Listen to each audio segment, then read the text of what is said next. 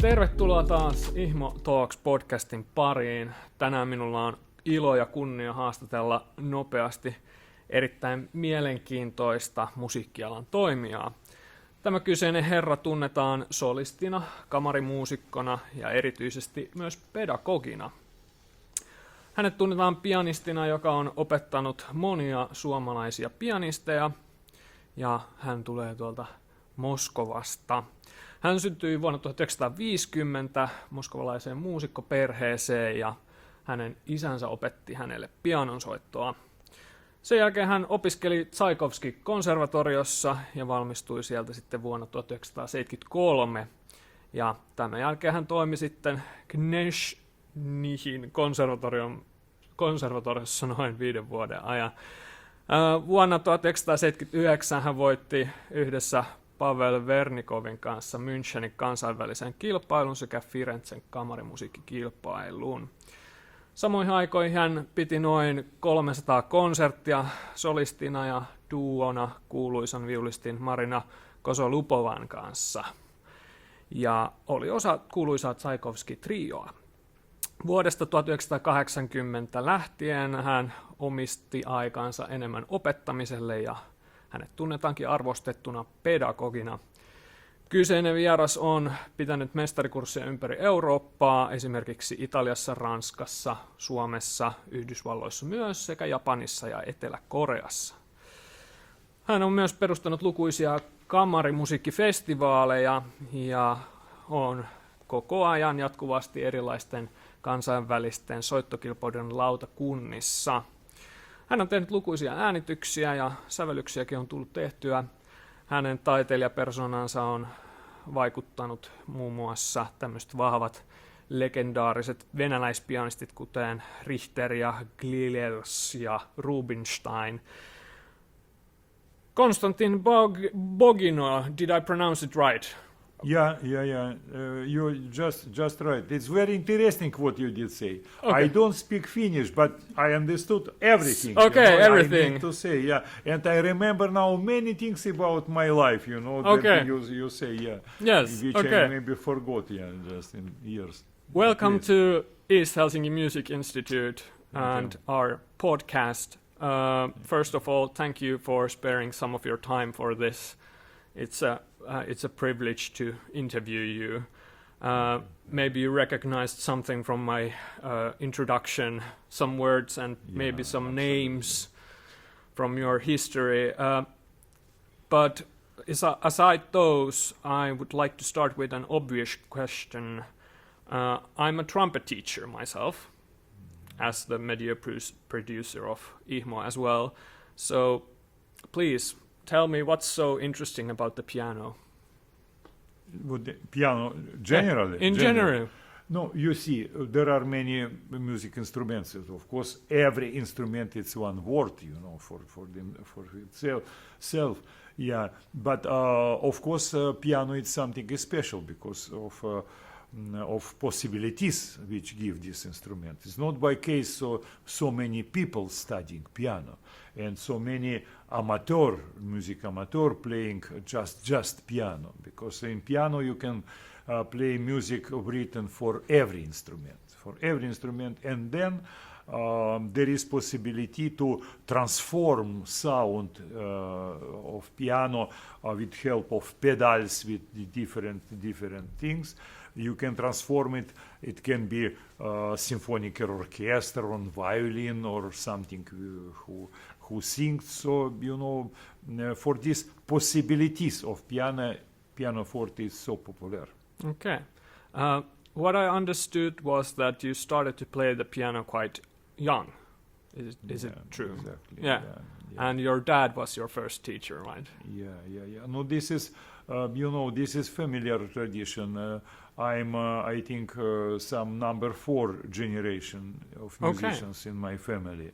Yeah, it started with my great-grandfather who played flute, and then later my great-mother finished in Petersburg Conservatory in time, of Tsar, in this Tsar of Russian, So when, how I remember, Finland and Russian were one country. Yes. So that time, very friendly. And you see, and then later, of course, my father, who was great methodics, so scientific, how to say, he was fantastic piano player, and he studied together, what you say, with friends of our family, Emil Giles, Sviatoslav Richter. They studied together, in conservatory. Yeah, he was my first teacher. He has books of methodic, very interesting ideas how to teach very young people, even if there is no teacher near, So just parents and these and children, What between there, then, and so he was really my first teacher. Then I was in one very special school. It's just named Special Music, Central Special Music School for talents of country. But it exists till now. This school. It's a big selection in all country, so of talented people. So and I had chance to coming in. There it's then Conservatory of Moscow, of course. Yes. Yeah, and so. So how would you, I was interested in the part where, that your dad was the one who taught you piano at first. What kind of student-teacher chemistry did you have? What do you think with my father? Yes. No, interesting maybe to know, we were in one apartment. For Russian it was okay. Now we can say small apartment. It was 2 rooms, and it was my parents, and it was my grandfather, grandmother, me, and my sister. We had 3 pianos. 3 pianos in an apartment. In two rooms. 2 rooms was which it was piano, and in the kitchen was number 3 piano. So I was youngest pianist in family. So my place it was in the kitchen. Okay. I was there with my great mother, which cooked, and he cooked and gave me suggestions, because I played. He gave me suggestions how to play, how to study, what to do. What I did, that was the beginning of my bed. For example, my bed was half of my bed. It was underground piano. Okay, so you I were slept just practical under piano. So my father, which had not very many time to dedicate it to study, because he had to work, to do many things. So he arrived normally some 11 o'clock, after 11 in the evening home, and to study a little bit. At me, I slept. So I remember number 3 Rachmaninoff concerto with my father studied and played. Yeah. So I slept, and it was listen to the music. The concerto of Rachmaninoff so well, Okay. No, and then later. I need to say my father really was magic professor. So if it was something which was not going, going, so it needed. He was there in the morning, take a very fast breakfast, and asking everything is okay or something not going. So I said, Father, this passage is something hard, difficult. In 2 minutes he was there. Tata, in 2 minutes it was just okay. He said it's okay, so I go work. Ciao. So it was a little bit like this.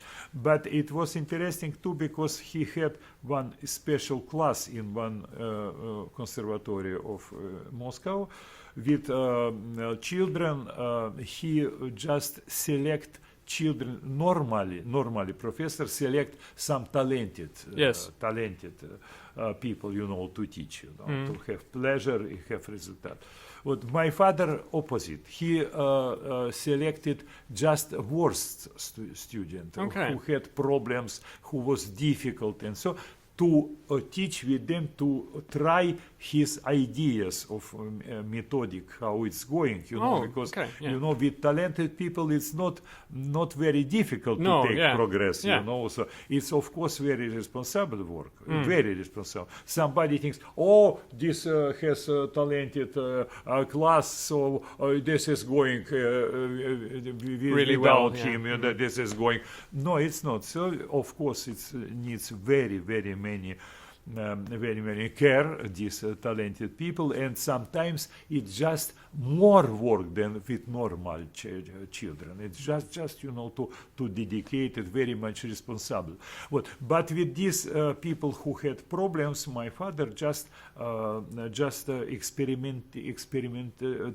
experiments for how to do what is going, and because he was many times outside of Moscow for trips, for work, for concerts, and he asked me to teach his students as well. So because I was in a special school and my level was much more higher than this, so I started to teach maybe when I had 10, 11. So I was there, and my students was 14, 15, 16.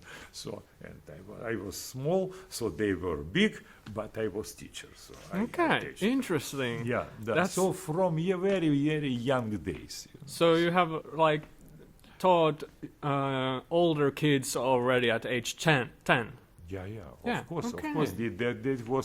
They were, but my piano level was higher. I knew very many things about how so I could teach, but maybe for this, because I started in very young days, that's start to be my love in music, to teaching, of course playing, but some musicians thinks, there is not concerts now, so maybe I teach, for me it's not question. I needed to teach always. Okay. You could say that you have quite a lot of concerts under your belt. You have performed around Europe and all around the world. Do you have a specific concert which comes to your mind, which is like you reminisce fondly, which would have been something which stuck in your mind that this was a nice concert, I love this concert?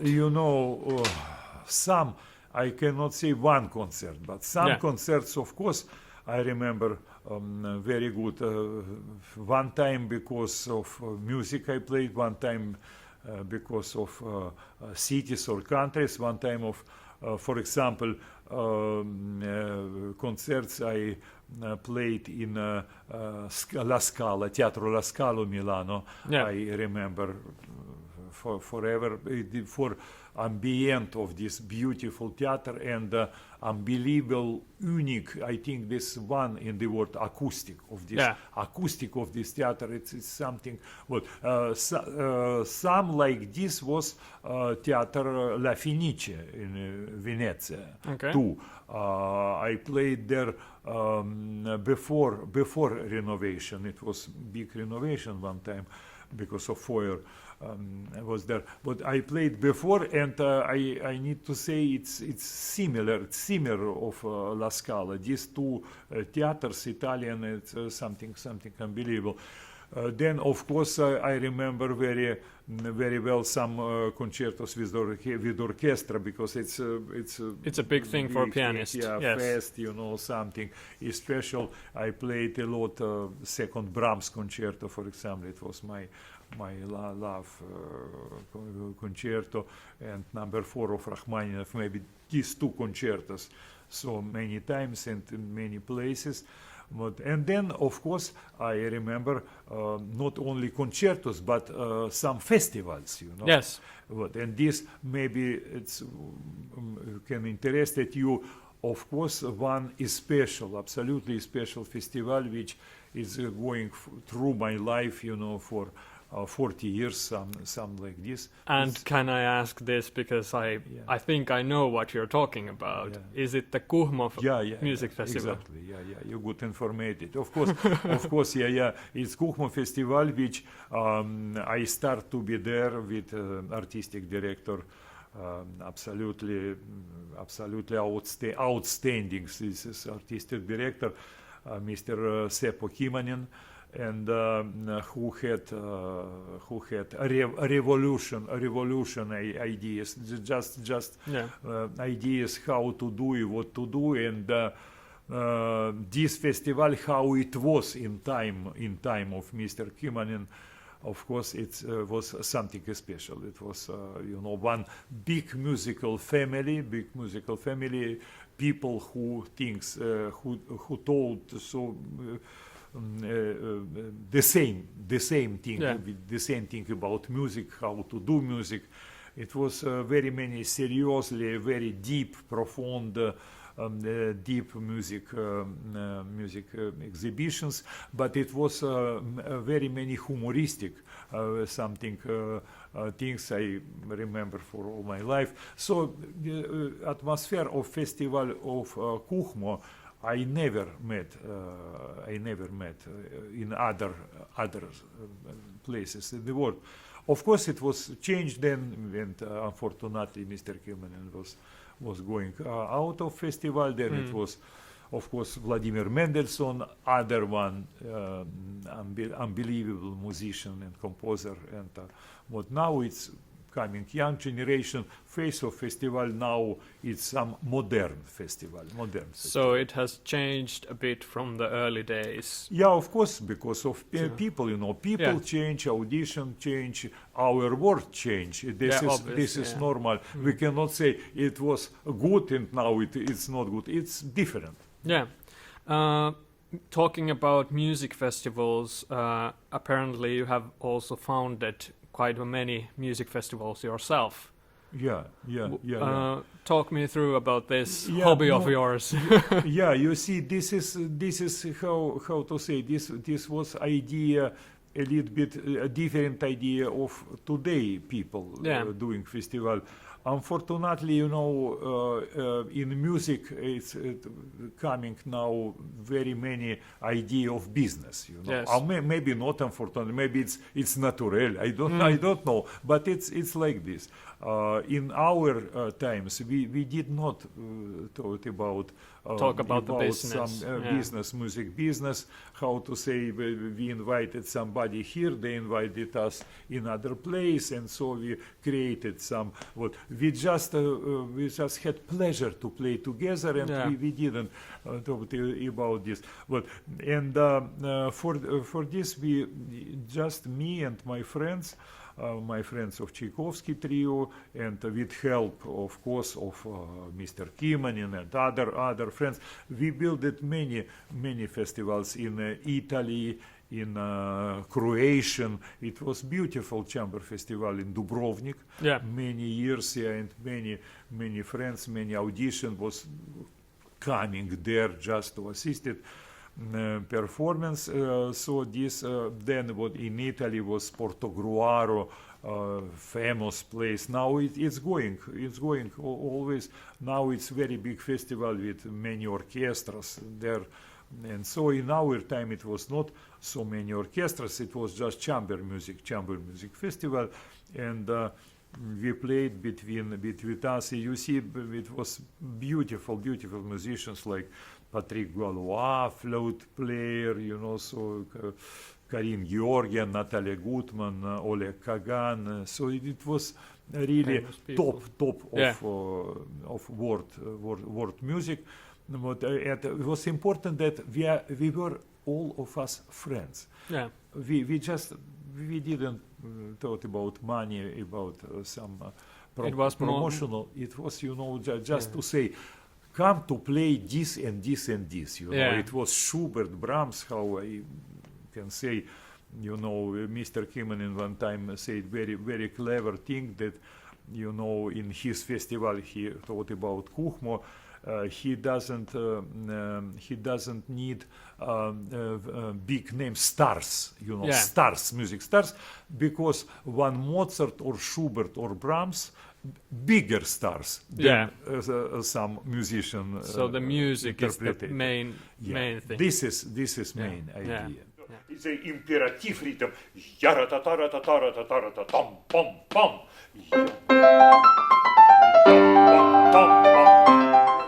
So, a few more questions. So, we already talked about concerts, music festivals, but what you are quite often referred to is a teacher, a pedagogical teacher. What is the nicest thing about teaching? What do you like about teaching? No, you see, I give very many conference and master classes, not only for teaching, for young people, but for teachers. Yeah. And I like it. And in different countries it's going. Many people come to be in contact with me, to change ideas with me. So main idea of this, and I say immediately of my audition, this is love. Yeah. But love about children, love about music, love about to give something others.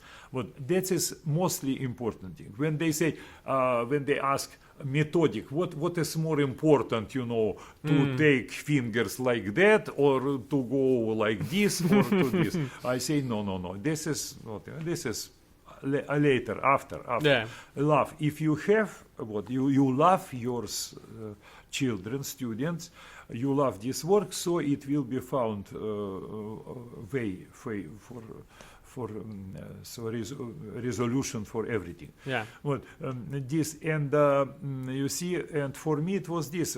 How I say, just from young days. I love this. So contact with people. And this moment in my eyes is how it's going, how it's ground up, how it start to be professional, how it start to be high professional. So ideas, ideas in music. You see, this is interesting that same, for example, sometimes I think my colleagues maybe think the same. I don't know. I didn't spoke never with somebody about it. But you see, for example, my own repertoire, which I play pieces. Maybe I play 20 years, 30 years. I play pieces. I know perfectly every note and everything there. But when I teach this piece to my student, especially if it is really talented student, I found in this piece much more thing than for myself when I study. Okay.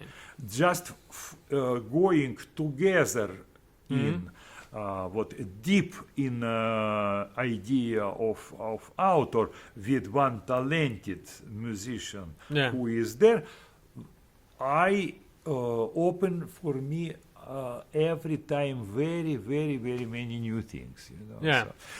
So it's how to say, it's not obligatory have to be 106 opus of Hammerklavier of Beethoven or a big cycle of Schumann. These small pieces of children. They give you possibility always, if you like, to some creation, creative work. So for me, it's very much creative this work to teaching. But maybe for this, I'm very famous, in all the world for this, that I can teach, for example, 10 hours per day, and I'm not tired. My colleagues say me every time, Maestro, it's impossible, stop, you cannot every day. So I say, no, I'm just okay. I don't notice. You do it for the love for the music. Because it gives very, very big satisfaction. Yes. Satisfaction. So it's really not difficult for me. Yeah. How would you say, if you think about your dad, your father, and his style of teaching, would you say you are similar in some sense, or do you have totally different kind of pedagogy? No, I think it's some similar. Something similar. Something similar. Yeah. Of course, then musical ideas. Yeah. Or, so it's of course it's my. But many things like to understanding basic problems of piano and how to do it. So of course I can say thanks of my father, of course, because really he had very original ideas, which, you know, when he wrote his book and it was printed in Russian, it became immediately some rarity, because it's everybody running where we can buy this, what we can do. And big authorities like Dmitry Shostakovich or Kobalevsky, you know, they just they just noise. Wrote their mind about what is there, very positive, of course. And some things I remember that it was like anecdote, you know, my father and Emil Gillis or some, they were very close friends, and our family was very close friends.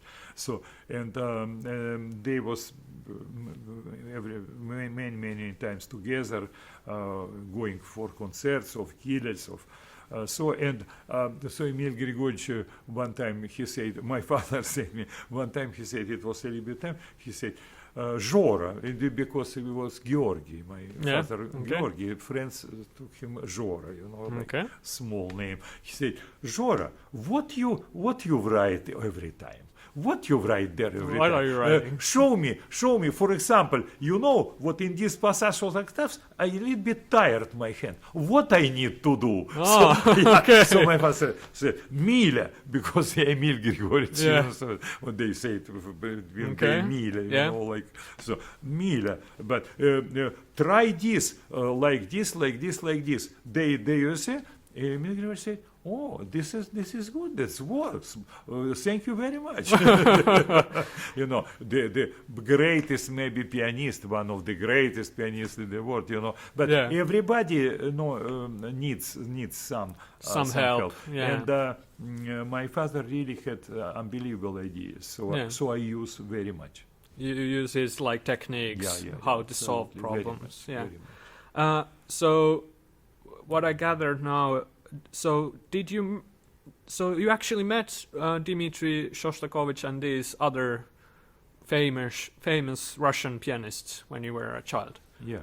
How do you, like, if you think about that, like how big of like names there are globally, how would you like describe them as a person? Yeah. Are they like huge personalities, or? You see, this is a very interesting question. Only to say, you know, sometimes I start my master classes in some places with one conference, and I speak about my meetings with this great personality. But it's something 2 hours, you know. Yeah, it takes a long time. Okay. Because it's a very big theme. In 2 words, you know, of course, something we know is everybody, something no. It's interesting to say you, for example, that Shostakovich was, for example, one of the greatest composers, of course, this century. He was very modest man. How to say? Not he was timid. How to say? Not you know, not expensive. Very much, and. Only one And for example, when his wife said him, Dima, it's time to eat, he wrote music. He immediately take this and go to eat, not because he was hungry, because of respect of work of other. Other worked for him, so it was very important for him immediately be there. So he respected absolutely everybody in this world, So, and it was just one anecdote when I say sometimes Shostakovich was in one big ship going in Mediterranean, with artists of Russian, Lev Oborin, Khachaturian, so very big personality of music, to go one town, one country, other country to give concerts, so a concert see those, and in this what it was some from Uzbekistan, maybe from Asia, composer, very much, how to say, sure in himself, very authoritarian. So, and Shostakovich was small in grigio, so color, a little bit, like a little bit bank, clerk in a bank, So with so like glasses, this. And this one, he thought about Shostakovich that is somebody of staff, he didn't know him. Office, office man. So he just goes to him and say, I have very big problem. And Shostakovich said, which problem do you have? What may I help you? You can help me. You need to change my ticket for aeroplane because it's the other date I need it. So please give me your ticket. I will arrange it. So he took this ticket. So then other day this one meet and say, did you do this for this one? Not yet, but it will be. So that is so. If finally just такой, please, we changed your tickets. This is, thank you very much. And then later he knows who is it. This way, it was unbelievable scene. He was. Then he understood.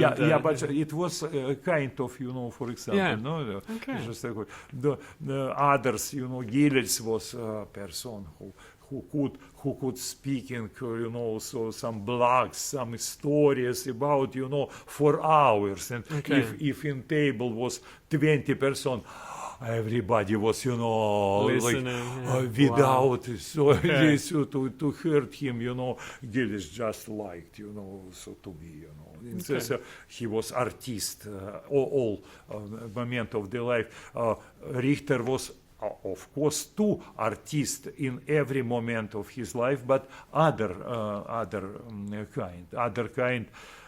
He was difficult to communicate with friends, with people who was in his people. What he was fantastic. He communicated very much. For others, no, he was a little bit, so in his angle, how to say, there. Last years of life, Richter just, we met very many times. He had this wish to say something, to speak, to say what happened with people and so. So we were many times together after his concerts, and he spoke for hours. Very interesting. We were young people for him, and he just liked to talk. Communicated. So of course, big personality musicians had, of course, big personality human. Thank you for these interesting snippets of information from your life.